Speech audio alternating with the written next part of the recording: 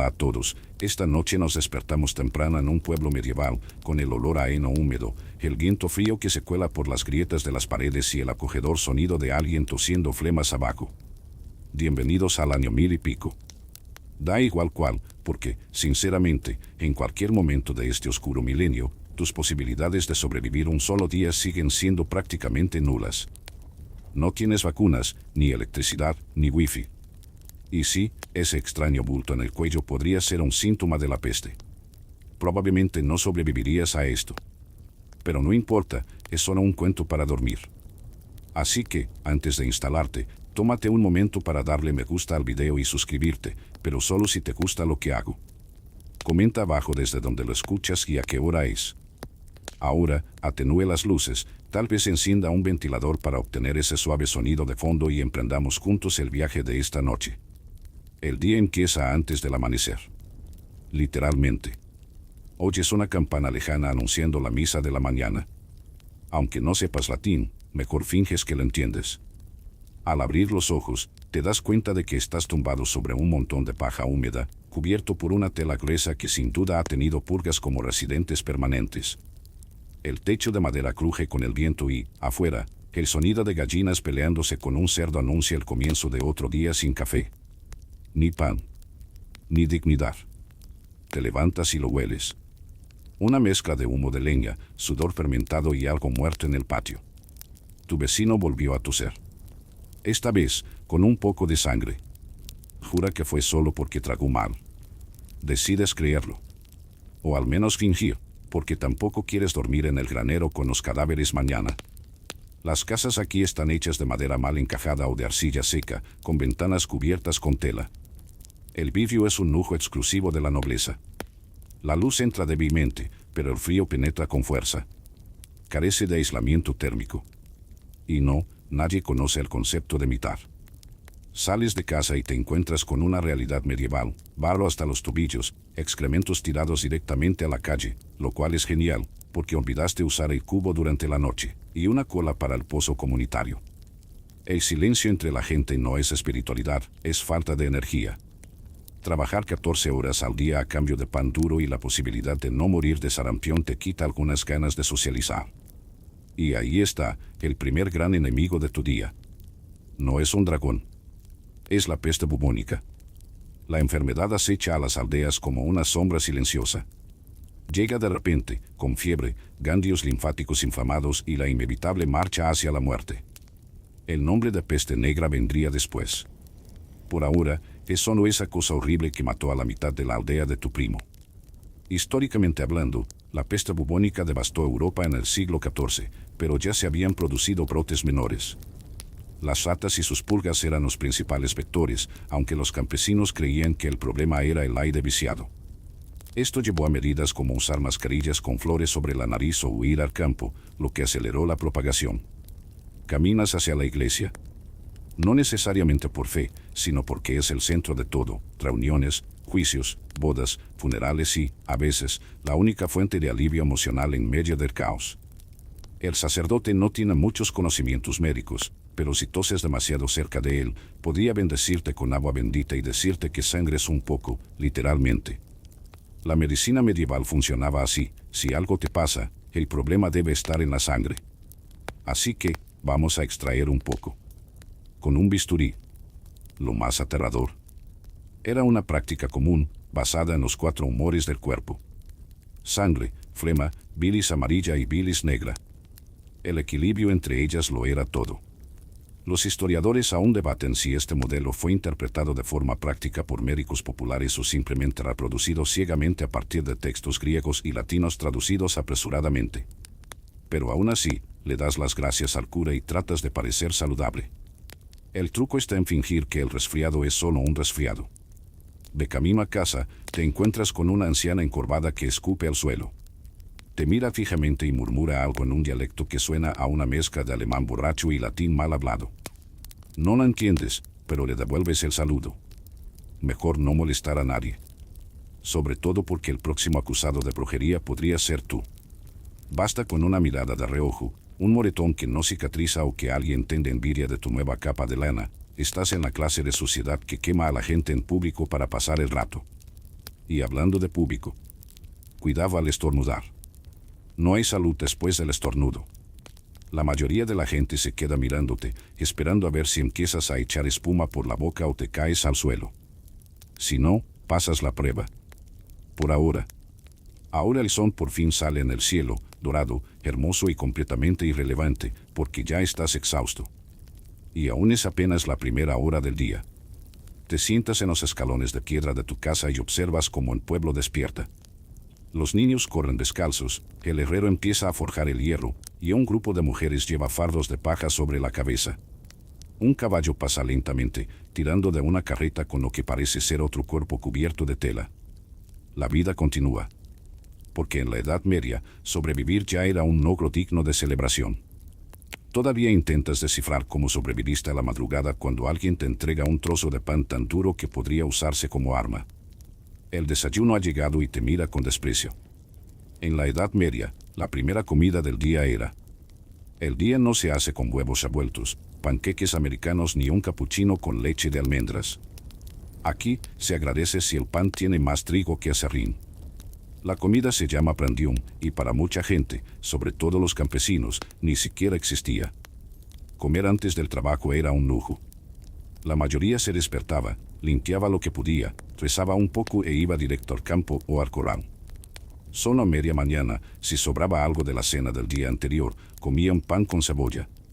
O un tazón de gachas de cebada, si era un día particularmente bendecido por los santos y sin ratas en la despensa. Miras tu porción y te das cuenta, no hay mantequilla. No hay queso. No hay agua limpia. La bebida del desayuno es una cerveza ligera y turbia hecha con las sobras de la última cosecha. Todos la beben, incluidos los niños.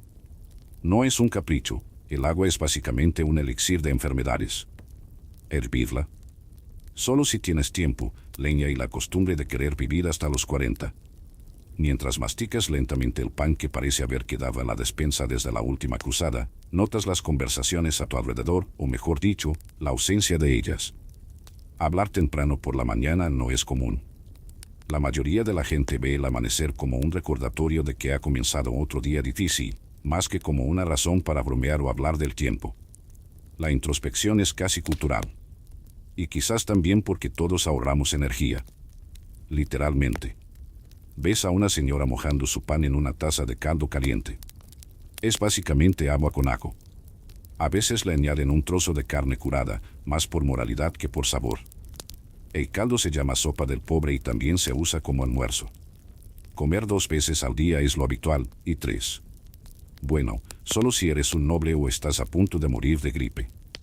Ahora, prepárense para la guinda del pastel, la comida se comparte. Con todos. No hay un plato único. Hay un cuenco central donde cada uno moja su pan o la cuchara de madera común. En tiempos de pandemia, este concepto nos da escalofríos, pero en la Edad Media era la forma de vida. Al fin y al cabo, compartir la comida era un signo de unidad. Y, sin quererlo, también era una excelente manera de propagar enfermedades intestinales. Por cierto, un dato curioso, la mayoría de los campesinos no tenían acceso a sal en abundancia. Y sin ella, conservar la carne se volvía casi imposible. Esto significaba que la mayor parte de la dieta era vegetariana. A la fuerza. Raíces, col, cereales, pan, más pan y alguna planta que el monje decía que era comestible, pero que no parece serlo. Históricamente, se sabe que la dieta campesina era baja en proteínas, pero rica en fibra. Esto explicaría el estado de las casas, olores fuertes y mucha necesidad de ir al baño. Pero no encontrarás un baño. Porque no hay ninguno. Volviendo al pan, le das un mordisco más y casi pierdes un diente. Sí, es común. La harina se moría con piedras, lo que dejaba fragmentos microscópicos en el producto final. Esto, con el paso de los años, arruinó los dientes de casi todos. ¿Cepillarse los dientes? Solo con un rama de árbol. ¿Pasta de dientes? Mejor no preguntar. Algunos usaban sal. Otros, carbón. Pero la mayoría simplemente aceptaba la gingivitis como parte de la vida. Terminas de comer y te limpias la boca con la manga de la túnica. No hay servilletas. Y aunque las hubiera, nadie desperdiciaría un paño limpio en ellas.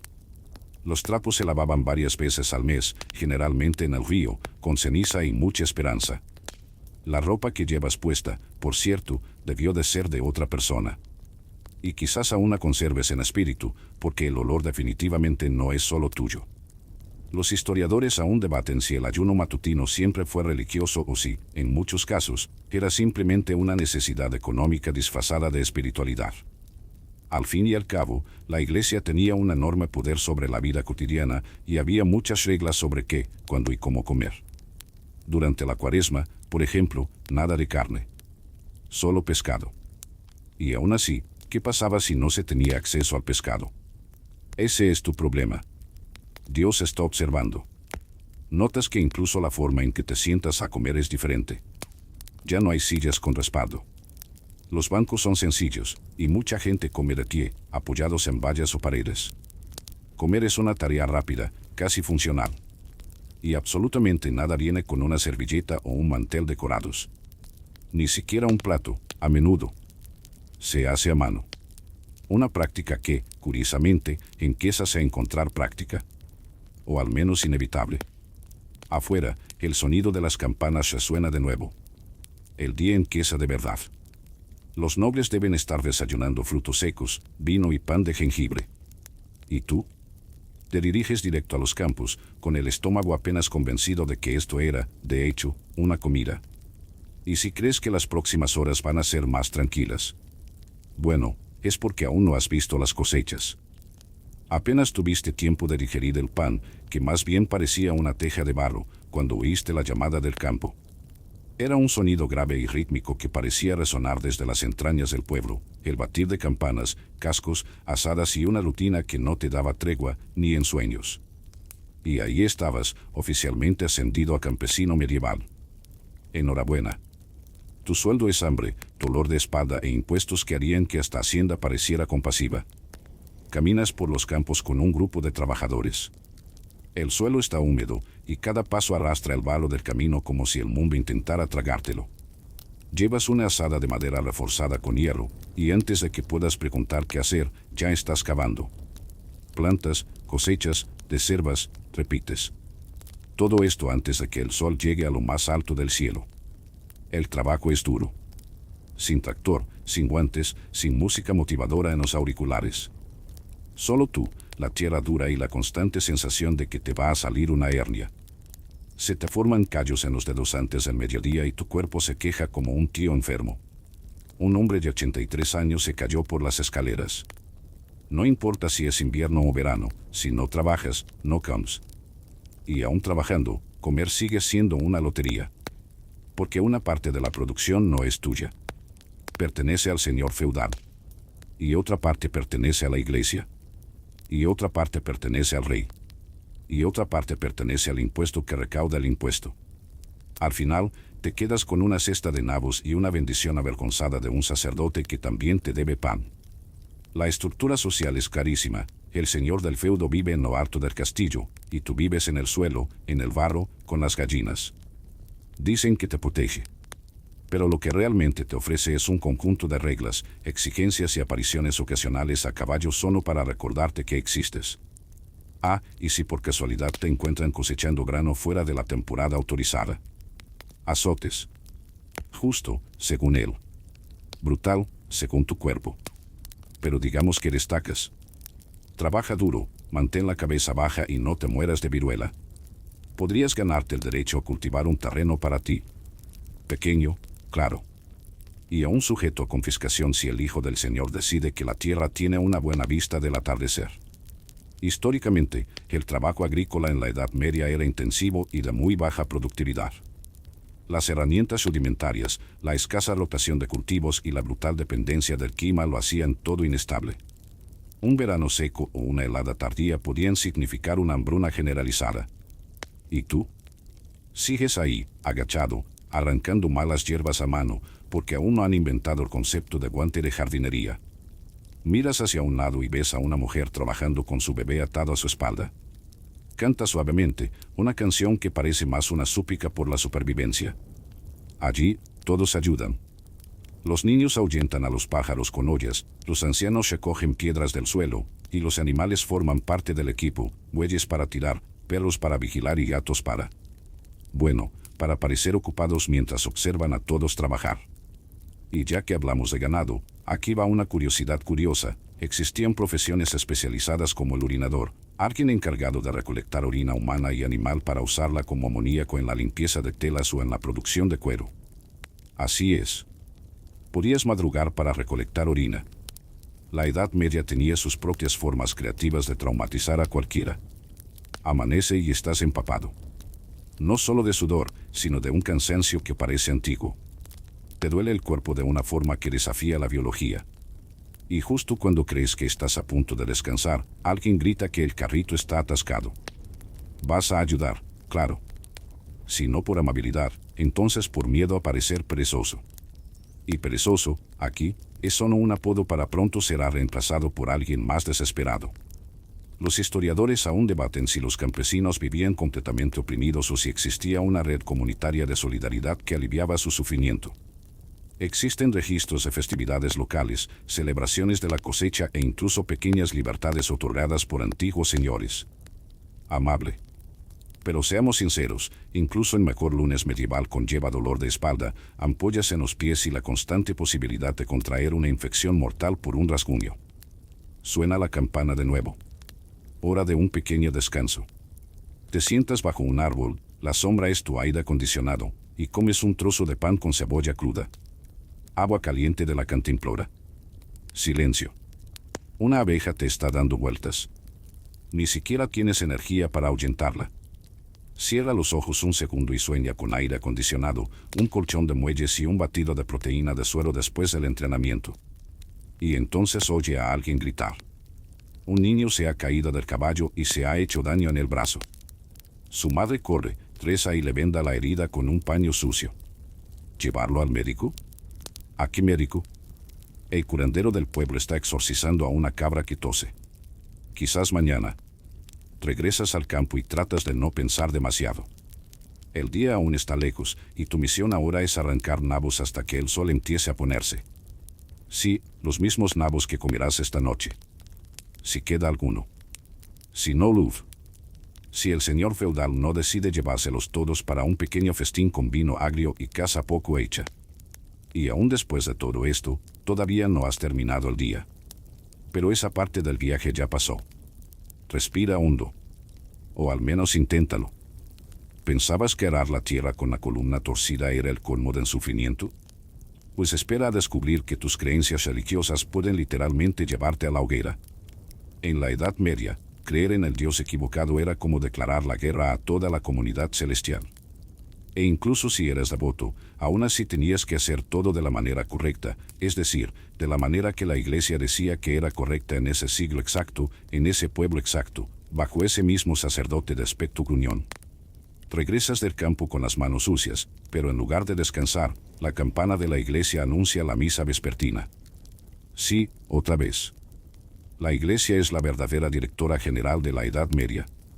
Ella manda, exige, guía, castiga y es también la única fuente de luz en un mundo sin electricidad ni bibliotecas públicas. Así que te vas. ¿Por qué no ir? Es peligroso. Dentro de la iglesia, el aire huele a incienso, madera vieja y miedo pasivo-agresivo. Las paredes están cubiertas de frescos que muestran a pecadores fritos en calderos o alzados en ganchos por demonios musculosos y sobrecitados. Todos escuchan en silencio, aunque nadie entiende bien el latín. Ni siquiera el sacerdote. Pero la entonación es lo que cuenta, ¿no? Ahora, digamos que tienes un poco más de curiosidad. Decides, por ejemplo, hacer una pregunta sencilla, ¿pero por qué Dios permitiría tanta hambruna y peste? Y listo. Fin del juego. Alguien te escuchó, alguien te denunció, y ahora estás en el radar de la Inquisición. Y créeme, no son conocidos por sus habilidades diplomáticas. La Inquisición, en sus diversas formas, servía para mantener el pensamiento colectivo dentro de un margen muy estrecho. Cualquier cosa que se desviara de la doctrina oficial se tachaba de herejía. Y la herejía era un asunto serio. No era solo una reprimenda. Era un juicio, una celda oscura, unos días sin comer y, finalmente, bueno, una hoguera, si la cosa se complicaba. Históricamente, los juicios por herejía incluían pruebas extrañas, como sumergir a la persona en un lago. Si flotaba, era una bruja. Si se hundía, era inocente. Felicidades, se hundía. Pero también moría. Justicia medieval, nadie gana, todos pierden. Sales de misa con el corazón acelerado. Y no es solo porque el sacerdote te haya mirado medio segundo de más. Es porque todos allí están, de alguna manera, bajo vigilancia. Los chismes corren como la pólvora. La mujer que recogió demasiadas hierbas. Una bruja. El anciano que habla con los gatos. Un mago. El niño zurdo. Un satanista, por supuesto. Y hablando de brujería, te encuentras con una curandera local en el camino. Una señora de mirada astuta, manos callosas y un cinturón lleno de frascos extraños. Te ofrece un ungüento para tus ampollas. Aceptas, pero estás alerta. Todo el pueblo respeta y teme a esta mujer. Porque sí, sabe curar. Pero si la cosecha es mala este año, la culparán. Y a ti también, por hablar con ella. La relación con la fe es intensa y, a veces, asfixiante. Se veneran reliquias de santos, se organizan cruzadas y cualquier sospecha de desviación se convierte en un caso judicial. Ah, y hablando de cruzadas, se oyen rumores de que jóvenes del pueblo vecino están siendo reclutados para luchar en Oriente. Porque nada representa la verdadera fe como viajar miles de kilómetros para matar a alguien que cree en algo diferente. Curiosamente, la idea de la fe individual tal como la conocemos hoy nunca se cruzó por la mente de la gente. La salvación era colectiva, comunitaria y regulada. La iglesia no era solo una religión. Era también un banco, una notaría, una escuela y un psicólogo. Los historiadores aún debaten si el reino espiritual se sustentaba más en la fe genuina o en el puro miedo institucionalizado. Pero lo cierto es que cuestionar el statu quo fracasó en la abrumadora mayoría de los casos. Pasas junto a un grupo de niños que reciben la catequesis con un bastón en la mano del sacerdote. Repiten frases memorizadas y uno de ellos tiene un ojo morado. Nadie comenta. Probablemente cayó. O pecó con intensidad infantil. Incluso entre los devotos, hay disputas. Dentro de la propia iglesia, las órdenes religiosas compiten por influencia. Monjes dominicos, franciscanos, benedictinos, todos con ideas ligeramente diferentes sobre cómo sufrir debidamente en nombre de Dios. Algunas de estas disputas teológicas terminan en páginas escritas. Otras, en sangre. Llegas a casa y piensas en rezar. Pero ni siquiera sabes por dónde empezar. Así que te arrodillas en un rincón y das gracias por seguir respirando. Aunque sea un aire lleno de humo, enfermedad y dudas. Y entonces, mientras la luz del atardecer desaparece tras las colinas, te das cuenta, aquí, incluso pensar puede ser peligroso. Y si pensar ya es pecado, imagina soñar. Apenas tienes tiempo de terminar tu oración improvisada cuando oyes una llamada afuera. Un zumbido tenso, susurros pesados y pasos apresurados en el barro. Alguien está enfermo. Uno más. Y, por supuesto, han llamado al médico del pueblo. Decides ir, porque, al fin y al cabo, no hay nada como un poco de entretenimiento médico medieval para abrir el apetito, si es que aún te queda. Llegas a casa de la víctima, un hombre sudoroso, con los ojos muy abiertos y una extraña hinchazón en el cuello. A su alrededor, la gente se santigua, pero nadie se acerca demasiado. El médico entra con su bata oscura, una bolsa de cuero desgastada y una sanguijuela en la mano. Mira al paciente, murmura algo sobre humores desequilibrados e inmediatamente comienza el tratamiento, la sangría. Sí, sangría. Pero sin vino ni fruta.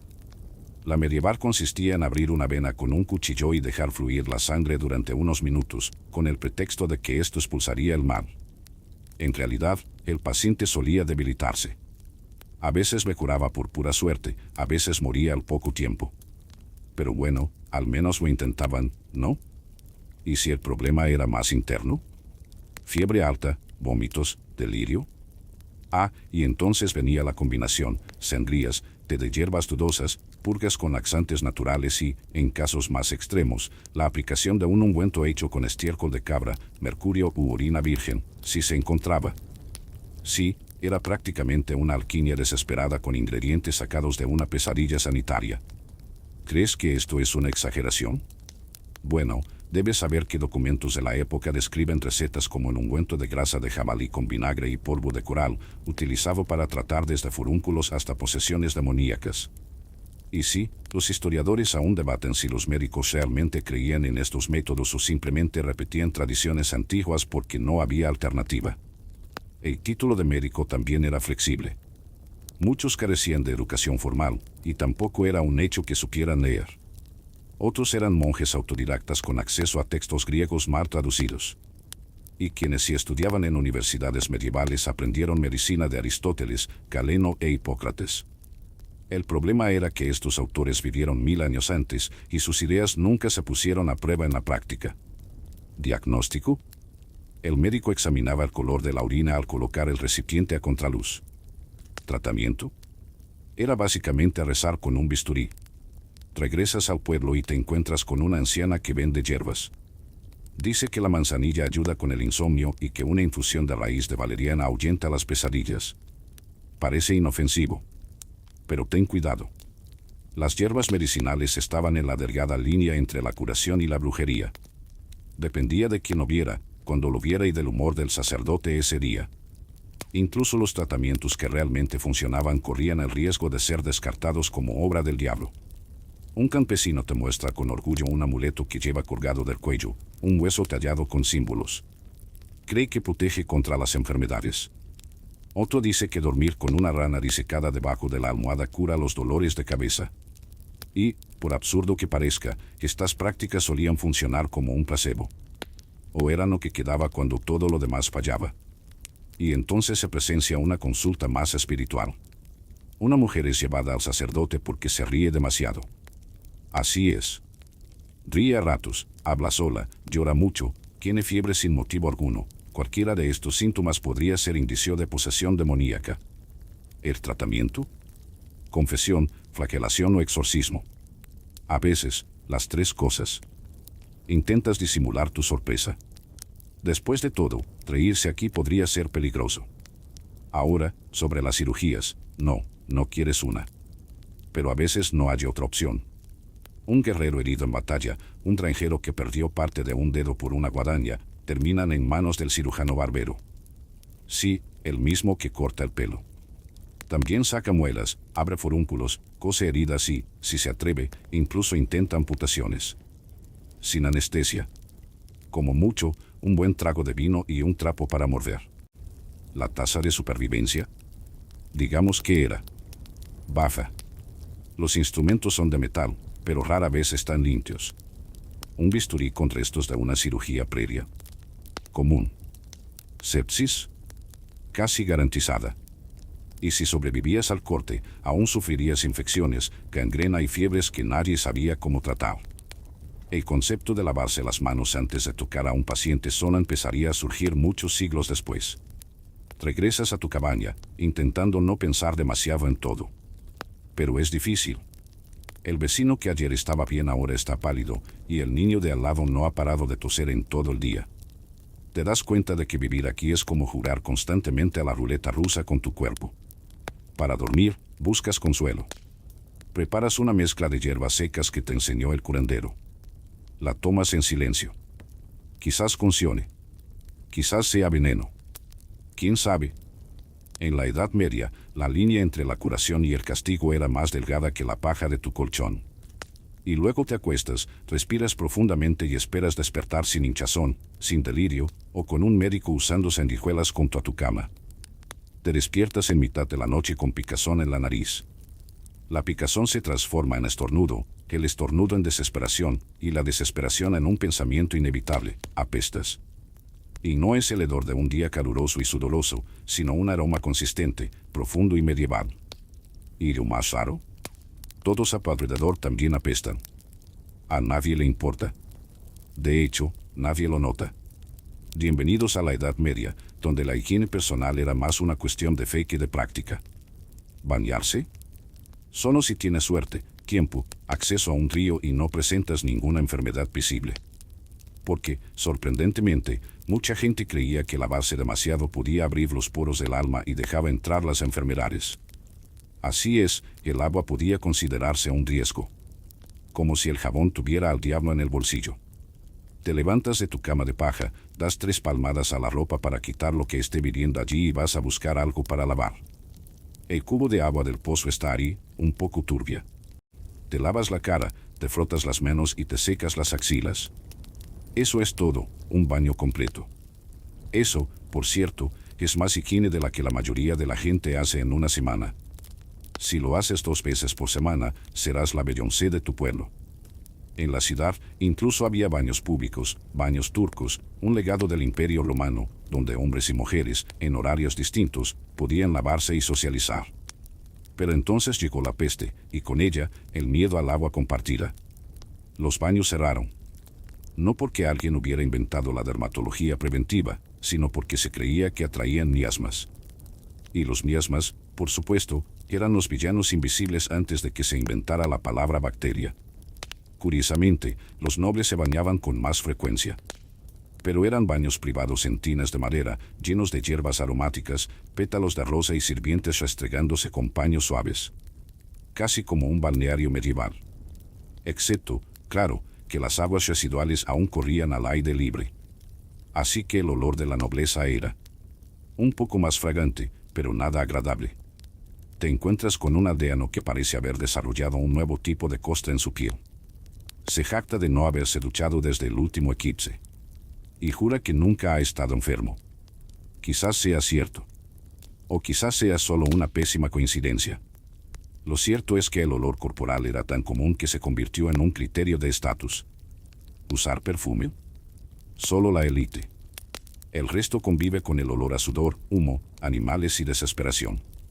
Y hablando de perfumes, los más chicos usaban aceites aromáticos, incienso y bolsitas con hierbas colgadas del cuello o cosidas en la ropa. Esto no disimulaba el olor, pero le daba un matiz más complejo. Y por complejo me refiero a Saboya con lavanda. Los historiadores aún debaten si existía algún tipo de ritual de limpieza regular entre los campesinos o si las prácticas eran puramente oportunistas, bañarse solo al casarse, fallecer o cuando el barro acumulaba su propio volumen en el cuerpo. Los registros son escasos, pero lo que se sabe es que la higiene, como concepto, era más espiritual que física. Te purificaste a través de tu alma. El cuerpo esperaría. ¿Dientes? Pasas la lengua por ellos y sientes el sabor a cebada, madera y duda existencial. Los cepillos de dientes no existen. Pero algunas personas mastican ramas de plantas o usan cenizas para cepillarse los dientes. El aliento promedio de la época probablemente podría curar una planta. Tu ropa, entonces, es una entidad en sí misma. Hecha de lana gruesa o lino vasto, rara vez se lava. Y cuando se lava, el lavado implica agua fría, ceniza de madera y mucho frotamiento con quiebras. Algunas personas perfuman su ropa con hojas de salvia o tomillo, pero, repito, esto solo funciona si el nivel de suciedad está por debajo del umbral de la tragedia. Te encuentras con un grupo lavando ropa en el río. Una mujer frota un paño contra una roca con tanta fuerza que parece vengar una antigua traición. Los niños saltan al agua, no por diversión, sino por obligación. Lavarse en el río es común, pero solo en verano. En invierno, bañarse se convierte en una leyenda urbana. ¿Y si estás enfermo? Entonces la higiene alcanza un nuevo nivel. A los enfermos a veces se les lava con vinagre, vino o, en casos más extremos, con orina. Sí, orina. Porque no hay nada como un poco de biología inversa para curar una infección en la Edad Media. Regresas al pueblo, ahora con los pies mojados, la ropa medio manchada con jabón improvisado y un olor a humo de leña que, sinceramente, resulta aún agradable después de lo que ya has sentido aquí. En el camino, se cruza con un caballero. De armadura brillante, capa ondulante y pose imponente. Pero acércate. Y el olor es a queso curado con un toque de mofeta. Porque la armadura estaba forrada con una tela gruesa que rara vez se lavaba. ¿Y el cuerpo debajo? Un hervidero de sudor, fricción y hongos. ¿Entiendes, entonces, que vivir aquí significa aceptar el olor como parte del paisaje? No es falta de voluntad. Es falta de jabón, de comprensión microbiológica y de cualquier estructura para mantener el cuerpo limpio durante más de un día. Regresas a tu rincón de paja, te recuestas y, antes de dormirte, intentas recordar el olor de tu jabón favorito en el mundo moderno. Pero ya empieza a desvanecerse de tu memoria, absorbido por el aroma medieval del sudor compartido. Buenas noches. y trata de no oler la almohada. Te despiertas y sientes algo moviéndose en tu cuello. No es un sueño. Es una pulga, quizá dos. Sacudes la sucia tela de lino que te cubre los hombros y se alejan de un salto como si supieran exactamente lo que hacen. Bienvenido a tu nueva vestimenta oficial, un conjunto de prendas medievales diseñadas exclusivamente para irritarte la piel, acumular piojos y retener la humedad en lugares que preferirías no mencionar. Primera observación, te pica todo. La túnica que llevas es de lana gruesa, no se lava con frecuencia y está llena de zonas duras donde la tela ha sido remendada tantas veces que parece una colcha de ratazos en crisis existencial. Debajo, nada. Literalmente nada. Ropa interior. Para los campesinos no existe. Solo una capa de tela directamente sobre la piel y la esperanza de que la fricción no te cause lesiones permanentes al final del día.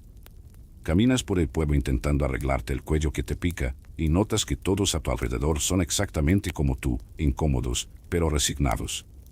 La ropa no se hizo para la comodidad. Se hizo para durar. Irónicamente, no hizo. Una sola prenda podía transmitirse de generación en generación, como una reliquia, como una maldición textil o como una señal de que aquí nadie había descubierto aún el algodón. Hablando de algodón, por cierto, era escaso y caro. La lana y el lino eran los materiales predominantes, y tejer ambos requería un esfuerzo desmesurado. El lino, por ejemplo, provenía de la planta del lino, que se cosechaba a mano, se enfriaba, se secaba, se hilaba y se tejía. Un proceso tan laborioso que hacía que el tejido moderno pareciera un atajo. Te encuentras con una señora hilando lana en una rueca. Te mira con una mirada cansada y compasiva y comenta que tu túnica te queda bien. Le das las gracias. En secreto te preguntas si esto significa que el sudor está cayendo en el lugar correcto. Los colores de tu ropa también dicen mucho de ti. Campesino. Tonos marrones, grises y beige sucio. Colores brillantes. Solo si eras noble o tenías mucha suerte. Los tintes eran caros y los pigmentos vibrantes provenían de lugares lejanos. El azul, por ejemplo, requería plantas específicas. El rojo, según la estación, provenía de insectos molidos. Y sí, usar el color equivocado en el pueblo equivocado podía levantar sospechas. Al fin y al cabo, ¿por qué un simple granjero llevaría una túnica rojiza? Probablemente brujería. O robo. O pura audacia, que ya era delito suficiente. Los historiadores aún debaten si la ropa reflejaba estatus o simplemente cumplía una función básica. Pero los registros muestran que incluso las personas más humildes se preocupaban por su apariencia en ocasiones especiales, bodas, festividades religiosas, ejecuciones públicas, que, curiosamente, eran eventos sociales. Un vecino te llama para que le ayudes a mover fardos de heno. Mientras lo haces, sientes una picazón cada vez mayor en el cuero cabelludo. Quiocos. Clásico. La infestación era constante, y el tratamiento iba desde afeitarte la cabeza hasta frotarte con una mezcla de vinagre y ceniza. Decides ignorarlo por ahora. ¿Quién lleva la cuenta? Ahora imagina que eres mujer. La ropa no me cura. Faldas gruesas, capas extra, velos que cubren el cabello, por modestia o para evitar críticas. El mantenimiento era un trabajo en sí mismo. Las mujeres solían coser, lavar, remendar y reparar prácticamente todo lo que usaban, tanto ellas como los demás. Un vestido podía pesar más de 4.5 kilos, sobre todo mojado. Y sin máquina de coser, claro. Era aguja, hilo y oración. Curiosidad histórica, existen registros de ropa interior en la Edad Media, pero era escasa y exclusiva de los ricos. La braca, un tipo de pantalón corto de lino, era usada por algunos hombres, especialmente debajo de la armadura. Pero para la gente común, la brisa formaba parte de la experiencia. Literalmente. Ves pasar a un joven caballero con su brillante armadura. Por fuera, puro glamour. Por dentro, un auténtico horno de metal con gruesas capas de tela acolchada. Se le llama gambesón. El tipo suena como un cerdo asado, camina como si estuviera jugando a un juego de mesa y respira como un anciano asmático. Sin embargo, se considera un símbolo de prestigio. Porque si puedes permitirte vestir como un mueble de hierro andante, probablemente te vaya bien en la vida. Al final del día, llegas a casa e intentas quitarte la túnica empapada de sudor. La tela cruje y se resiste. La piel debajo está roja, llena de cicatrices y pide a gritos aloe vera, pero aún estás lejos de Latinoamérica. ¿Cuál es la mejor alternativa? Un paño húmedo y la paciencia de un santo. Y aún así, usas la misma ropa al día siguiente. Y al siguiente. Y quizás incluso a la semana siguiente. Porque lavar la ropa es una tarea tediosa, lenta y cara. Y porque, sinceramente, nadie se dará cuenta. Todos estamos en el mismo barco sudoroso. Te recuestas en tu cama de paja, ahora con una lista mental de piojos, sabañones y posibles reacciones alérgicas. Y antes de cerrar los ojos, piensa un segundo en cómo sería llevar una camiseta de algodón ligera, limpia y perfumada. Pero eso es cosa de otro siglo. Y por ahora, solo tienes lana, picazón y un firme compromiso con la supervivencia medieval con estilo.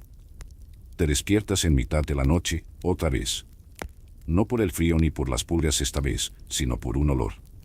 Un olor que desafía cualquier explicación moderna. Es una mezcla de humo viejo, madera quemada, orina de caballo, cebolla fermentada. Y algo dulce, como miel podrida. Tu cerebro entra en pánico intentando catalogar el olor.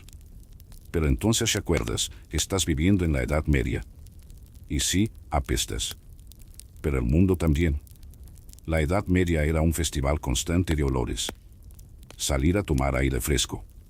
Mala idea. Afuera, el aire fresco se compone de humo de chimeneas de leña, excrementos, aguas residuales que corren por las alcantarillas y restos de pescado ahumado colgados a cuervas. Respiras hondo y sientes un vuelco en el estómago. Y lo peor, es un buen día. Caminas por los callejones del pueblo y notas que las casas no tienen chimenea. El humo de las estufas de leña se extiende por las habitaciones, impregnando la ropa, el cabello y las paredes. Por eso incluso el olor de la gente común es a humo. Un olor a humo triste pero persistente. En las calles, la basura se tira directamente desde las ventanas. Literalmente. Agua va, gritan antes de tirar cubos llenos de desechos, orina o restos de comida. Pasas y casi te cae un chaparrón, esquivándolo por centímetros con la gracia de quien ha aprendido rápido. Es una costumbre consolidada. No hay recogida de basura. Ni siquiera existe un servicio público como lo conocemos. El suelo mismo es el cubo de basura. Y los cerdos sueltos en el pueblo. Son los barrenderos. Las ratas, los inspectores. Todos colaboran con el mantenimiento de la insalubridad. Te acercas a una taberna. El olor mejora. Un poco. Dentro, hay carne asada, pan fresco y cerveza caliente. El problema es que el calor y la falta de ventilación hacen que todo se te pegue al cuerpo. Al salir, te conviertes en una masa ambulante de humo, grasa y cebada. Pero ¿sabes qué es una locura? Esto es deseable. Oler la comida era señal de abundancia. Ves pasar a una joven y te preguntas si lleva perfume. Pero al acercarte, te das cuenta de que solo es una bolsita de lavanda cosida a su vestido. Las mujeres de la élite cocían hierbas en los dobladillos de sus sopas precisamente para disimular su entorno. Las campesinas hacían lo mismo con ramitas de menta o salvia, recogidas en su jardín. Un método medieval de salpicaduras corporales. Y ya que hablamos de repelente. Un tema delicado. Con mosquitos, piojos, pulgas y garrapatas conviviendo con la humanidad en una armonía forzada, la solución era improvisar. Algunos se frotaban ajo en la piel. Otros, ceniza. Y los más atrevidos usaban heces de animales. Las heces de cocodrilo, cuando se importaban de Egipto, se consideraban exóticas y efectivas. ¿Recuerdan el protector solar de excremento de cocodrilo? Así que estas personas eran creativas y perseverantes. Por cierto, aquí va un dato bastante desagradable. Los historiadores han encontrado registros de pastas limpiadoras elaboradas con grasa animal, ceniza y hierbas para purificar el cuerpo y evitar los malos olores. Una de las recetas incluía vinagre, estiércol seco y resina de árbol. El debate académico radica en si estas se aplicaban realmente sobre la piel o se usaban solo en rituales simbólicos de purificación. Sea como sea, nadie salió de esta ecuación oliendo bien. En entornos urbanos, el olor era aún más intenso. Las curtidurías, por ejemplo, donde se preparaban pieles de animales, utilizaban orina y excrementos para ablandar el cuero. Estos lugares estaban estratégicamente ubicados en las afueras de las ciudades, no por compasión, sino porque ni siquiera los nobles soportaban el olor. Trabajar allí era casi una condena a vivir solo para siempre. ¿Y el baño? Ah, sí.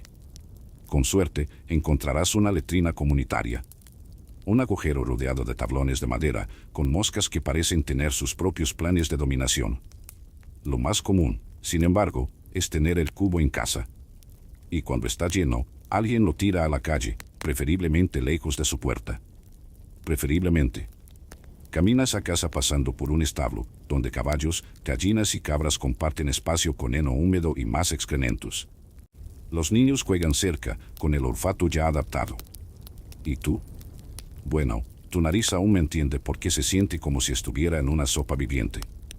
A última hora de la tarde, un comerciante llega al pueblo con especias, canela, clavo, nuez moscada. Muy caro, por supuesto. Un puñado cuesta más que un mes de trabajo. Pero el olor por sí solo parece compensar parte del sufrimiento nasal. Te acercas, inhalas el aroma de una pieza de canela como si fuera oxígeno puro. Se ríe y dice que, en las grandes ciudades, algunos se queman. Clavos de olor en la habitación para alejar los malos espíritus. Sospechas que el espíritu, en este caso, es el olor de la propia casa. El sol se pone y regresas a tu rincón, ahora lleno de un humo más denso, una mezcla de chimenea y polvo. Tu ropa lo ha absorbido todo. Tu piel también. Y tienes una extraña sensación, te estás acostumbrando. Tu olfato empieza a suavizar los detalles. Tu cabeza ya no reacciona con tanta repugnancia. Te estás adaptando. Quizás sea algo bueno. O quizás signifique que oficialmente es demasiado medieval. Te recuestas, envuelto en tu propio perfume del siglo equivocado, y piensas, en el fondo, la Edad Media no apesta a maldad. Simplemente aún no tenían jabón. Y, sinceramente, si tuvieras que acarrear agua del pozo todos los días, también te estarías ya planteando bañarte. Buenas noches. Y trata de no respirar demasiado profundamente. Te despiertas con el sonido de gritos. Pero tranquilo, no es guerra, todavía. Son solo dos gatos peleando sobre un tejado de paja. Los gatos, por cierto, tienen una función sagrada aquí: atrapar ratas, mantener a raya la plaga. Irónicamente, a menudo fracasan en esta misión y crear un caos nocturno gratuito. El pueblo cobra vida incluso antes de que salga el sol, y te arrastras fuera de la cama, o mejor dicho, del montón de paja compactada que ayer te atreviste a llamar cama. Hoy visitarás un lugar especial, el castillo. Sí, el de los cuentos. Torres altas, banderas ondeantes, caballeros con armadura y doncellas cosiendo en la ventana. Pero antes de emocionarte demasiado, una advertencia: la vida en un castillo medieval es menos un cuento de hadas y más un reality show de supervivencia con eco. Te acercas a la imponente estructura, con gruesos muros, un foso circundante, lleno de agua estancada y ranas obesas, y un puente levadizo que parece haber necesitado WD-40 durante unos 200 años. Los guardias te miran con recelo, pero te dejan entrar. Al fin y al cabo, solo eres un campesino curioso que no parece representar ninguna amenaza. Y el olor lo confirma. En cuanto cruzas las puertas, te golpea la realidad. El olor es peor que el del pueblo. Una mezcla de heces de caballo, carne podrida y colgada y algo indefinido, pero claramente medieval. El suelo es de piedra irregular, cubierto de paja vieja que se usa para absorber los accidentes de humanos y animales. Sí, los caballos deambulan dentro del castillo. Y sí, hacen lo que tienen que hacer. Y no, nadie lo limpia de inmediato. Caminas por los oscuros pasillos. La luz natural apenas entra por las rendijas y las antorchas no ayudan mucho. El humo de la leña ardiendo se adhiere a las paredes, a los tapices y a ti. El aire es denso.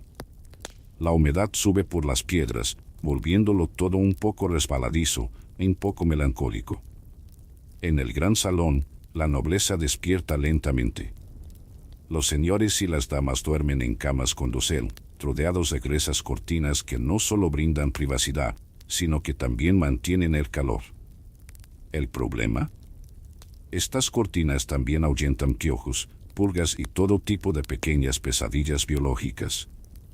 Ni siquiera los chicos pueden escapar de los horrores de la fauna corpórea. Observas cómo se prepara un banquete. Se prepara la mesa con platos de peltre, que reaccionan con el vinagre y hacen que la comida tenga sabor a monedas antiguas.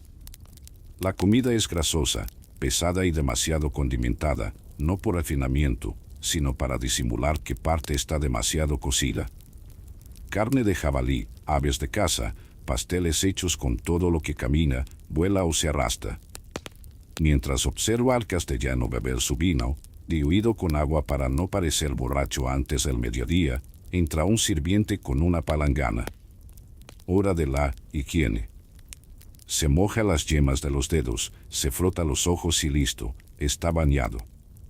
Un poco de perfume detrás de la oreja y ya se siente como un Apolo feudal. Te muestran las habitaciones interiores. El cuarto de costura de las mujeres está frío, a pesar de la chimenea. Las mujeres cosen sentadas en duros bancos, con los dedos enrojecidos por el frío. Charlan en voz baja, intercambiando chismes sobre la hija del herrero y el nuevo escudero que parece demasiado atrevido para su puesto. Pero no todo es aburrido y frío. Hay intrigas. Un sirviente habla demasiado cerca de la puerta equivocada y desaparece repentinamente. Se derrama una copa de vino y el culpable recibe una bofetada pública. El castillo vive de las apariencias y mantener el orden es más importante que la justicia. Los historiadores aún debaten si los señores feudales realmente ejercían un control absoluto o si, en la práctica, eran rehenes de sus propias redes de favores y chantaje interno. Por la noche, te invitan a dormir en una de las antecámaras. Parece un honor, pero pronto descubres que el colchón de paja está lleno de vida propia. El frío se filtra por las gruesas paredes como una cuchilla, y los ruidos. ¡Ay, los ruidos! Caballos relinchando abajo, cadenas crujiendo al viento, pasos resonando en los oscuros pasillos, y siempre, el inquietante sonido de alguien tosiendo. ¿Y lo peor? El castillo podría ser atacado en cualquier momento. La guerra entre señores vecinos es constante. Basta con un matrimonio sin resolver o una vieja deuda para que se convierta en un asedio. Así que, incluso aquí, rodeado de piedras, escudos de armas y sirvientes, el sueño no es tranquilo. Es ligero, vigilante. Porque nunca se sabe cuándo se levantará el puente o empezarán a volar las flechas. Cierras los ojos, intentando imaginar el castillo como símbolo de protección y poder. Pero solo sientes humedad en la espalda y el suave crujido de algo arrastrándose bajo el colchón. En la Edad Media, incluso vivir en un castillo era un riesgo. El día amanece entre un sonido que mezcla truenos lejanos con gruñidos y los ronquidos de alguien que duerme al otro lado del muro de piedra. Te estiras con dificultad y oyes tu cuerpo crujir como un trozo de pan duro. En el pasillo, un niño pasa corriendo. No está jugando. Va a trabajar. Porque en la Edad Media, la infancia es un concepto reservado para los libros de historia moderna. Aquí, tienes dos caminos: ayudar con las tareas o estorbar hasta que alguien te mande a la calle con una paliza medieval, léase, azotes, bofetadas o una reprimenda que probablemente incluya referencias al infierno. Sigues al niño afuera y lo ves unirse a un grupo de niños. Uno lleva cubos, otro barre el suelo, los niños más pequeños asustan a las gallinas con palos. Todos están sucios, con ropa que claramente han usado varios hermanos, primos y quizás incluso el cerdo de la casa. Una de ellas tiene una herida abierta en la rodilla. Su madre dice que es solo un corte. El problema es que el corte está hinchado, oscuro y huele a la parte de atrás de un queso que lleva 6 meses fuera del refrigerador. Aquí está la dura realidad: los niños trabajan. Punto. Desde pequeños. Si pueden caminar, pueden cargar algo. Y si pueden hablar, pueden ser útiles. No hay tiempo para jugar con coches de madera y caballos de trapo. Bueno, hay algunos, pero son raras excepciones. La mayor parte de la diversión consiste en formar parte de la rutina de los adultos: moler grano, cuidar a los hermanos menores, ayudar en la cocina, mantener a los animales alejados del huerto. Observas a un niño de 7 años ordeñar una cabra con más precisión que la que se necesita para manejar una cafetera. Es serio, concentrado y solo ríe cuando la cabra suelta un gas que parece salir de lo más profundo de su alma. Humor medieval. Las escuelas, por supuesto, existen. Pero no para todos. La mayoría de los niños campesinos nunca pisan una. Con suerte, aprenden oraciones y palabras básicas del sacerdote local. Los chicos de familias más adineradas pueden tener acceso a un tutor, alguien que les enseña a leer, escribir, en latín, por supuesto, y matemáticas básicas. A las chicas generalmente se les enseña a hacer las tareas del hogar, hilar lana, coser y, con suerte, a no ser acusadas de brujería hasta los 20 años. Pasas junto a una niña con 12 paños de lavado en el arroyo. Canta una canción triste, de esas que solo la Edad Media podía producir. Su madre está cerca, enseñándole a identificar las hojas que ayudan con la menstruación, lo cual parece un detalle trivial, hasta que recuerdas que no hay compresas, ni medicinas, ni comodidades básicas. Un paño viejo y mucha suerte. Y eso si aún no está casada. Porque en aquella época, la menstruación era una advertencia, esta niña ya puede ser esposa. Sí. 12 años. Y ella no es la excepción. Es la regla.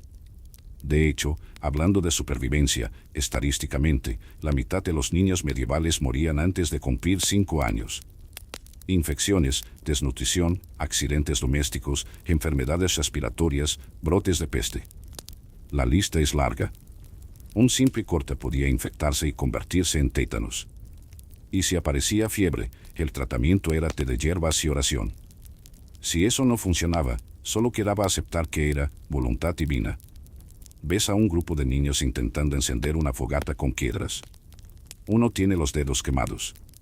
Otro tiene una mano vendada por un accidente con un cuchillo de cocina. Un tercero ya cojea tras caerse de un caballo miniatura, una oveja rebelde. Todos tienen aspecto de adultos pequeños. Niños envejecidos por el trabajo, el dolor y la falta de alternativas. Los historiadores aún debaten si existían verdaderos momentos de ocio en la vida de los niños medievales. Algunos señalan juegos sencillos con pelotas de trapo, muñecos de madera, carreras e incluso pequeñas representaciones de historias bíblicas. Otros creen que el tiempo libre era casi inexistente para la mayoría. Una infancia llena de responsabilidad, disciplina y, a veces, miedo. Te encuentras con una familia celebrando el nacimiento de su bebé. Hay un panecillo dulce, una vela encendida y una oración. El bebé tiene las mejillas rojas, respira con dificultad y los padres saben que quizá no sobreviva al invierno. Pero aún así, cantan. La esperanza es lo único que crece aquí sin necesidad de cosecha. Más tarde, te sientas con una niña curiosa que te pregunta cómo es el mundo fuera del pueblo. Sonríes e inventas una historia sobre ríos de leche y bosques que hablan. Sus ojos se iluminan. Y en ese instante, la infancia existe. Pequeña, breve, pero real. Hecha de imaginación y un raro momento sin una carga sobre tus hombros. Regresas a tu rincón del castillo, pensando en todos los niños que viste hoy. Algunos duermen en el suelo, otros sobre paja junto a los animales. Algunos sueñan. Otros ni siquiera tienen tiempo para eso. Y te preguntas cómo habría sido tu infancia aquí y si habrías vivido para contarlo. Te despiertas con el canto de un gallo fuera del castillo. Pero, sinceramente, suena más como una alarma sarcástica del universo diciéndote, felicidades, sigues vivo en la Edad Media. Y no solo vivo, sino que estás dentro de un castillo. Un edificio que, desde fuera, impresiona. ¿Por dentro? No tanto. A menos que encuentres la humedad, la oscuridad, el peligro y la infestación arquitectónicamente encantador. El primer impacto es la temperatura. Frío. Un frío que parece brotar de las mismas piedras. Los castillos no tienen calefacción, claro. El calor proviene de las chimeneas y de los cuerpos apiñados. Las ventanas, pequeñas y sin cristales, dejan pasar el viento como si lo invitaran. ¿Y los tapices de las paredes? Más decorativos que efectivos. Eso explica por qué aquí todos duermen vestidos hasta el cuello y aún así se despiertan castañeteando. Bajas los escalones de piedra con cuidado, pues resbalarse y caerse es prácticamente una ruta directa al hospital de menstruación, es decir, al barbero con la navaja sin filo y la tabla de amputaciones. Los pasillos están oscuros, iluminados por alguna que otra vela en candelabros torcidos. ¿Y los olores? Ya deberías estar acostumbrado. pero es como si cada rincón tuviera su propio ecosistema olfativo. En la cocina, caos. Los sirvientes empujan, echan leña al horno, derraman caldo y gritan órdenes. Se asa un cerdo entero, y una mujer intenta raspar el carbón de la sopa con una cuchara como si eso fuera posible. Hay ratas. Muchas. Pero las tratan como si fueran parte del personal. Al fin y al cabo, ¿a quién no le apetece un poco de proteína sorpresa en el pan? Pasas por un salón donde los caballeros beben vino ligero y juegan a los dados. Uno de ellos tiene la nariz azul y se ríe a carcajadas. Probablemente apostó su espada o su armadura. En la mesa de al lado se discute la estrategia de asedio. Si los aldeanos se resisten, quemamos el grano primero, dice un hombre con más cicatrices que dientes. Se ríe. Tú también finges que te parece gracioso. Aquí la seguridad es una constante. En lo alto de la torre, la vida es diferente. El señor feudal se sienta en un trono de madera cubierto, con aspecto de no haber dormido en días. Tiene los ojos pesados, la barba descuidada y la mirada siempre recelosa. Mantener un castillo en funcionamiento requiere alianzas, exigencias y una dosis diaria de paranoia. Todos quieren arrebatarle lo que es suyo. Incluso sus propios hijos. Observas a una noble cosiendo en silencio. Se sienta junto a la ventana, absorbiendo un rayo de luz natural. Con cada puntada, su rostro revela un poco más de aburrimiento. No hay mucho que hacer en el castillo si eres noble. Coser. Rezar. Esperen. Y a veces, ser ofrecido como moneda de cambio en un matrimonio político que sella alianzas con otras familias tan paranoicas como la suya. Pero no te dejes engañar pensando que aquí la vida es tranquila. Todo lo contrario. Las conspiraciones son constantes. Un sirviente envenena un vino. Un escudero escucha lo que no debe. Una boda se convierte en una masacre. Los castillos son ollas a presión. Cenar fuex, sin auriculares, sin privacidad. Y las paredes escuchan. Literalmente. Los sirvientes se esconden en pasadizos secretos para oírlo todo. Espionaje casero, versión medieval. Sigues a un guardia hasta lo alto de la muralla. Desde allí, la vista es impresionante. Bosques hasta donde alcanza la vista, el río serpenteando entre colinas, el pueblo que parece una maqueta de paja. Y entonces el guardia señala, ¿ves? El humo. Están quemando graneros. Un grupo rival. Un ataque podría ocurrir en cualquier momento. Y cuando ocurre, todos se esconden, todos se arman, y el castillo se convierte en una prisión de lujo. Los historiadores aún debaten si los castillos realmente proporcionaban una seguridad efectiva o si eran meros símbolos de poder que ocultaban una vulnerabilidad estructural. Lo cierto es que vivir en uno equivalía a andar con una diana pintada en la espalda. Los invasores querían tus existencias, tus armas, tus mujeres, tus monedas. Incluso sin guerra, la vida cotidiana es cruel. Las enfermedades se propagan fácilmente en entornos cerrados. La comida se pudre, el agua se contamina, los sirvientes conspiran, y el propio amo puede decidir que lo has mirado mal. ¿Justicia? Depende del humor del día. Por la noche, el gran salón se llena de voces. Los bardos tocan instrumentos de cuerda desafinados, cantan canciones sobre caballeros y princesas muertos con finales que no incluyen un felices para siempre. La nobleza brinda, los sirvientes limpian, y el suelo está cubierto de huesos, pan masticado y bebida derramada. No hay camarero. No hay paño de limpieza. La habitación se convierte en una alfombra de gloriosa suciedad. Subes de nuevo a la habitación que te asignaron, pasando junto a un tapiz que representa una batalla. Todos los soldados tienen el mismo rostro. Probablemente nadie recordaba los rostros reales. Te recuestas en el duro colchón, rodeado de gruesas cortinas de tela, y oyes pasos. Alguien camina apresuradamente por el pasillo. Quizás esté tramando algo ahora mismo. Quizás simplemente fue alguien que bebió demasiado vino. Cierras los ojos y piensas, vivir en un castillo es como vivir en un teatro que nunca cierra tras bambalinas. Suena glorioso. Pero estás rodeado de hielo, secretos y más ratas de las que puedes controlar. ¿Y lo más irónico? Ahí fuera, en el barro, quizá duermas mejor. El sol aún no ha salido del todo, pero el aroma de algo cocinándose ya inunda el castillo. Sigues el aroma, guiado por la esperanza de un desayuno con algo masticable y menos sospechoso que lo que has visto en los últimos días. Alerta de spoiler, te espera una decepción.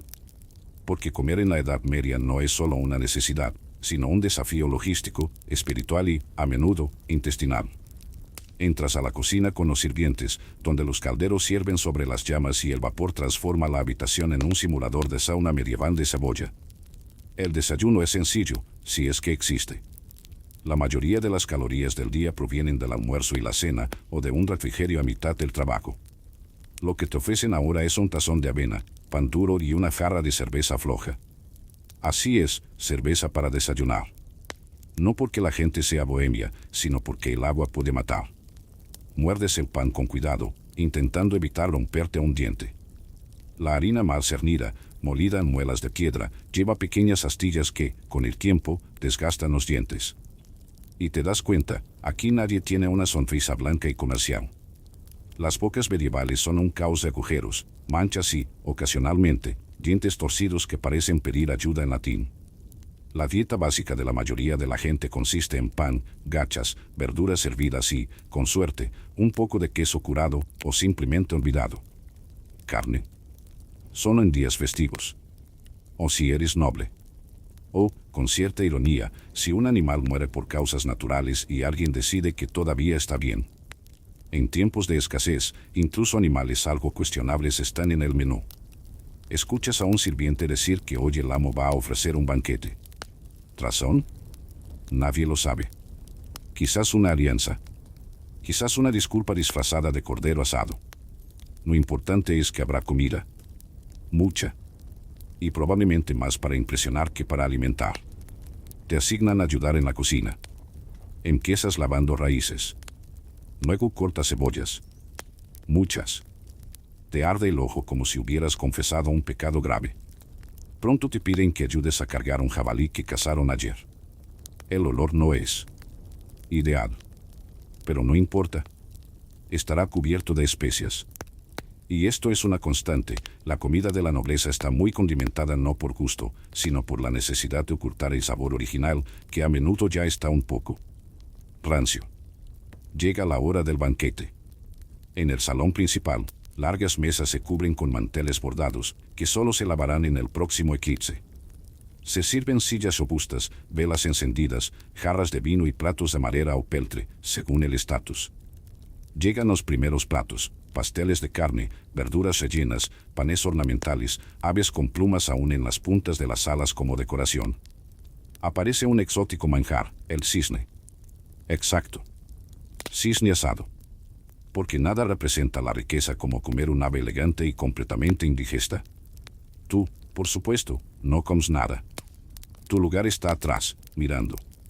Pero incluso allí, te dan un hueso roído y un trozo de pan empapado en grasa. Un regalo.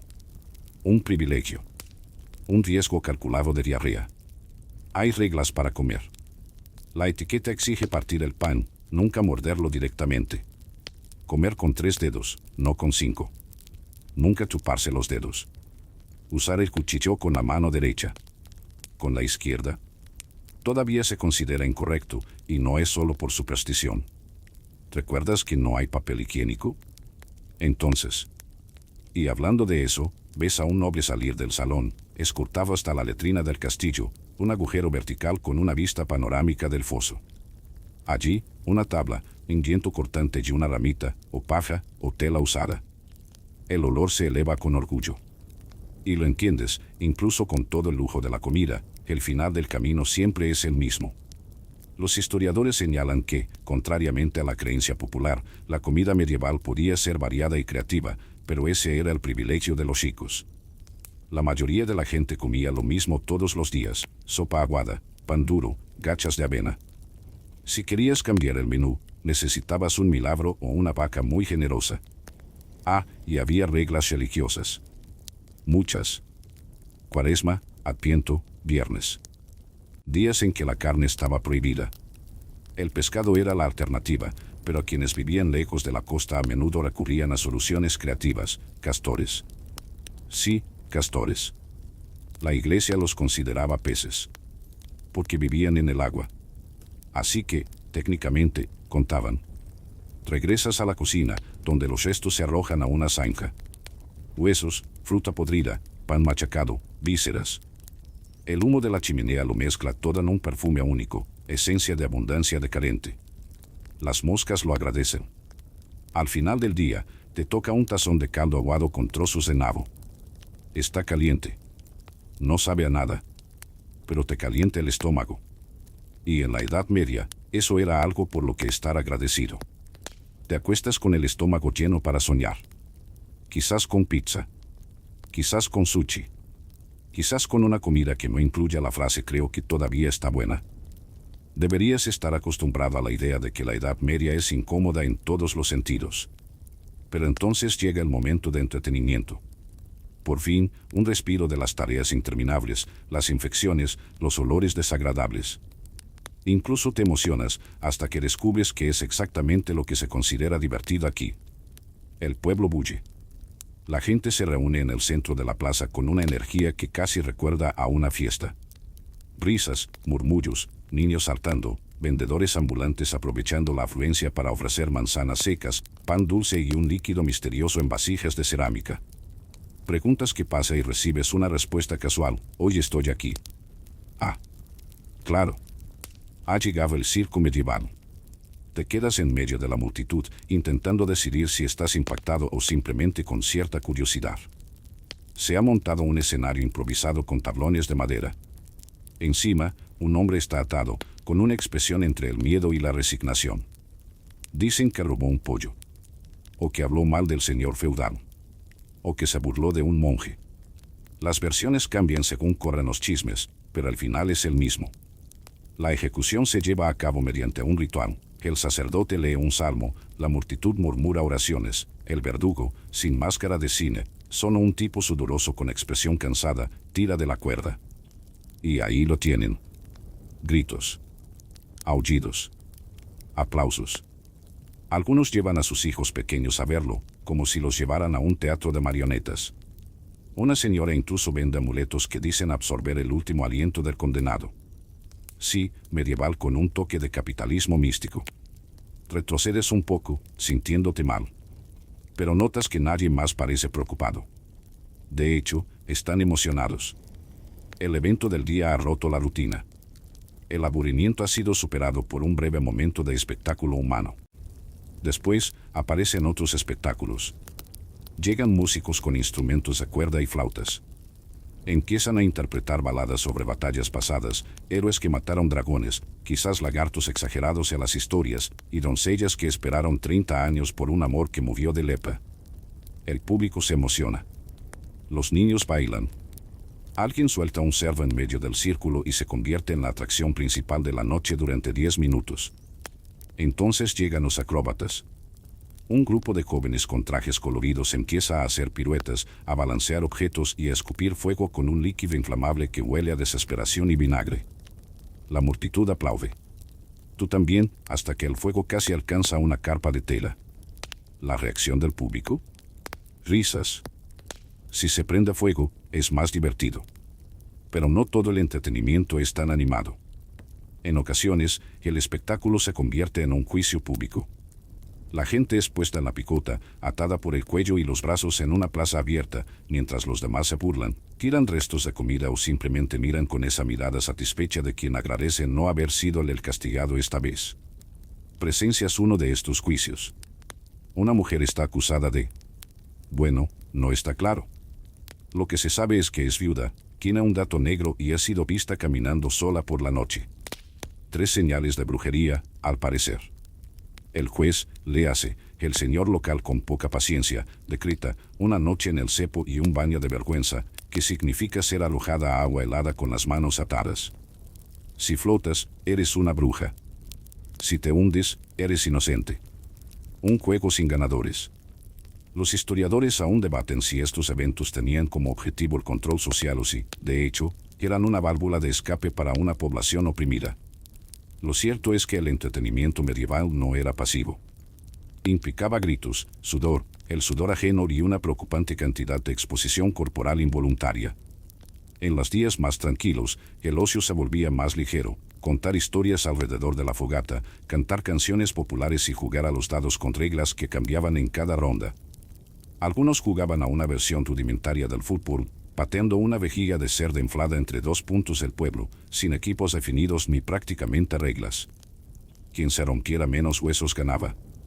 Te unes a un grupo de campesinos que juegan a una versión primitiva de quien puede comer más pan sin vomitar. No hay premios, solo reputación. Y un poco de indigestión. A falta de libros, películas o TikTok, la diversión aquí se basa en la improvisación, la exageración y una estrecha relación con el peligro. La risa surge con facilidad, pero también es nerviosa. Porque todos saben que, en algún momento, podría ser tú el que esté en el escenario. Al final de la noche, con la plaza rebosando de cansancio, te sientas en un rincón y ves cómo se apagan las llamas de la hoguera central. Aún se oye el sonido de la soga al tensar, el olor a pólvora de lanzallamas y las risas de los niños jugando con piedras y ramitas. Te das cuenta de que aquí el entretenimiento no es solo un pasatiempo. Es supervivencia emocional. Es el descanso necesario entre el trabajo brutal y la muerte inminente. Y aunque pueda parecer extraño a ojos modernos, esto es lo que impulsa a estas personas a seguir adelante. Te recuestas y cierras los ojos con un pensamiento inesperado. Quizá mañana juegues a los dados con los aldeanos. Pero no apuestes tu única bota. Te despiertas con un ruido diferente al habitual. No son los animales, ni las campanas de la iglesia, ni el roce de suecos en el suelo de piedra. Es una flauta. Una melodía lenta, entre melancólica y esperanzada. Sigues el sonido, pasas la cocina que aún huele a carne de ayer, cruzas el patio interior del castillo y encuentras a un grupo reunido. Alguien se casa hoy. Las bodas medievales son complejas. No se tratan mucho de flores, vestidos blancos ni listas de reproducción sentimentales. Son, sobre todo, transacciones. El amor puede parecer aparente, pero entra por la puerta trasera, si es que entra. Lo que realmente importa son las tierras, las alianzas políticas, la dote y quién puede ofrecer qué a quién. La ceremonia que están a punto de ver es entre un caballero de mediana edad y la hija de un aliado, quien claramente debería seguir jugando con muñecas de trapo, no vestida para un contrato vitalicio con alguien que ya ha perdido la mitad de sus dientes. Observas cómo las doncellas preparan a la novia. Está seria. Quizás nerviosa, quizás aturdida por el peso de lo que representa este día. Lleva un vestido que ya han usado otros miembros de la familia, ajustado por aquí, remendado por allá. Le dan un collar de plata como símbolo del nuevo honor que portará. Y no tiene sentido preguntarle si lo quiere. Aquí, nadie pregunta. Mientras tanto, el novio se prepara sonriendo, como si hubiera cambiado una vaca por un buen trato. Le estrecha la mano al padre de la novia con entusiasmo. El trato está cerrado. Y te das cuenta, para los hombres, el matrimonio es un contrato. Para las mujeres, es el destino. En la ceremonia, todos se reúnen frente a la iglesia. El sacerdote habla en latín. Pocos lo entienden, pero a nadie le importa. Las palabras son solo una parte del acto. Lo importante es que haya testigos, que se entregue la dote y que ambos vivan lo suficiente para darse el sí, quiero. O algo parecido. La celebración es rápida. Un intercambio de promesas, un trozo de pan compartido, un beso que parece más protocolo que pasión. Y eso es todo. Casados. Se oyen los comentarios de los invitados sobre los detalles. Se ve sana. Tiene una buena cosecha. Espero que tengan hijos pronto. Amor. Solo como un extra. Los historiadores aún debaten hasta qué punto existían los matrimonios por amor entre los campesinos. Algunos registros hablan de parejas que elegían a sus parejas, generalmente fuera de la vista de la iglesia y los señores feudales. Pero en la práctica, incluso entre los pobres, el matrimonio era un acto de supervivencia. ¿Quién tiene un campo? ¿Quién puede dividir la cebada? ¿Quién podrá soportar el invierno contigo? La situación de las viudas era aún peor. Si perdías a tu marido, podías pasar a otro familiar. Al fin y al cabo, nadie desperdicia un vientre fértil. Las viudas jóvenes eran un activo estratégico. Y cuantos más hijos tuvieras, más valiosa era tu labor. Observas a los jóvenes del pueblo. Algunos se miran de lejos. Intercambian sonrisas tímidas, evitando el contacto directo. La tensión siempre está presente. Una relación fuera de las normas sociales podría salirte muy cara, castigo público, matrimonio forzado o, en casos extremos, prisión. O peor aún, si la familia era influyente. ¿Y si la chica se quedaba embarazada sin estar casada? Era el escándalo del siglo. La iglesia intervino. El pueblo murmuró. Y, en muchos casos, la culpa recaía enteramente sobre ella. No sobre el chico, claro. Al fin y al cabo, él estaba tentado. Clásico. Se oye la historia de una pareja de aldea que huyó para casarse lejos, en secreto. Los encontraron días después y los obligaron a confesarse delante de todos. ¿El castigo? Pagar una multa, ayunar una semana y purificar la iglesia de rodillas. Algunos dirían que fue leve. Otros dijeron que era una vergüenza eterna. A pesar de todo esto, te encuentras con una pareja mayor que sonríe mientras recogen hierbas en el campo. Caminan juntos, en un silencio reconfortante. Quizás el amor llegue. Incluso aquí. Aún con todo. Pero es un amor que nace después. Tras el deber, tras el miedo, tras la necesidad. Un amor que no es florido, sino resistente. Crece como la mala hierba entre las rocas. En la fiesta posterior a la boda, hay baile. Los músicos tocan melodías alegres. Se reparte vino. Se sirve pan, queso e incluso un trozo de carne. Los niños corren entre las piernas de los adultos y, por primera vez en días, se ven sonrisas sinceras. Es extraño pensar que este momento festivo tenga raíces tan arraigadas. Pero así es la vida aquí, la alegría nace de las dificultades. Cae la noche y los novios son conducidos a la cámara nupcial, que no tiene puerta. Porque sí, la consumación del matrimonio debe ser presenciada por alguien de confianza. Una costumbre extraña que, afortunadamente, está empezando a caer en desuso, pero aún ocurre. Te alejas, avergonzado solo de saberlo. La privacidad, aquí, es un lujo moderno. Regresas a tu rincón con el sonido de las flautas desvaneciéndose y el olor a vino barato en el aire. Piensa en las bodas que viste hoy y en las que no se celebraron. Las parejas secretas. Los besos sobados tras el granero. El amor que resiste, incluso cuando parece que todo está hecho para evitarlo. Y antes de dormir, agradeces no formar parte de una alianza entre familias con nombre y tierra. Pero también sabes que, aquí, incluso la soledad es un riesgo. Te despiertas con un zumbido cerca del oído y una nueva picazón en la pierna. ¿Otra picadura de pulga? Probablemente. Pero hoy, curiosamente, eso parece ser el menor de tus problemas. Ha llegado el último día de tu viaje medieval y estás a punto de afrontar el momento más sagrado, íntimo y precario de la vida aquí, la hora de dormir. Has soportado comida cuestionable, castigos públicos, matrimonios concertados, baños inexistentes e incluso música de flauta en tono menor, pero el sueño medieval es quizás el capítulo final más difícil. Porque en la Edad Media, dormir no se trata solo de tumbarse y quedarse dormido. Se trata de luchar por el descanso en un mundo donde incluso tus sueños pueden acusarte de herejía. Te acomodas en el mismo rincón donde has estado durmiendo, un montón de paja, cubierto de tela gruesa e infestado de pequeños bichos que has decidido, por tu propio bien, no identificar más. La paja, cuando es nueva, incluso huele bien. Pero aquí, se ha convertido en algo entre moho, sudor y paja resignada. A su alrededor, otros también se acuestan. Algunos en el suelo, otros en bancos o apoyados en la pared. No hay almohada, solo una tela enrollada o un trozo de madera improvisado. Quienes duermen con animales suelen estar mejor. El calor de sus cuerpos les ayuda a soportar el frío de la noche. Claro, siempre y cuando no te importe tener una cabra roncando en la nuca. La oscuridad se instala definitivamente. No hay luz eléctrica. Son antorchas que se apagan rápidamente para ahorrar aceite y el resplandor lejano de la luna filtrándose por las grietas. El silencio es casi absoluto, hasta que alguien tose, se mueve o deja escapar un suave gemido de dolor. Todos sufren algún tipo de dolor. Pero aún no duermes. Porque dormir aquí es vulnerable. Es el momento en que el cuerpo se detiene, pero el miedo persiste. Miedo a los ladrones. A los incendios. A los soldados. A los fantasmas. Sí, así es. Existe la creencia generalizada de que por la noche los espíritus se acercan. Y si duermes sin rezar o en la posición incorrecta, podrías despertar. Poseído. O no despertar en absoluto. Un problema grave. ¿Recuerdas haber oído a una señora decir que nunca duerme boca arriba, porque así el diablo se sienta en su pecho?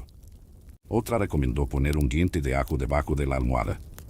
Incluso hay quienes espolvorean sal alrededor de la cama. Todo para alejar el mal de los sueños. Curiosamente, los sueños no se consideran tonterías. Son mensajes, presagios, advertencias del cielo o trampas del infierno. Soñar con que se te caen los dientes, la muerte está cerca, con agua sucia, enfermedad, con un bebé, alguien te va a traicionar. Nadie se despierta tranquilo después de un sueño extraño. La interpretación se toma en serio y podría ser llamado a explicarla públicamente si alguien la considera relevante. Intentas ignorar los ruidos y concentrarte en tu respiración. Pero entonces surge otro desafío, el frío. Las noches son gélidas.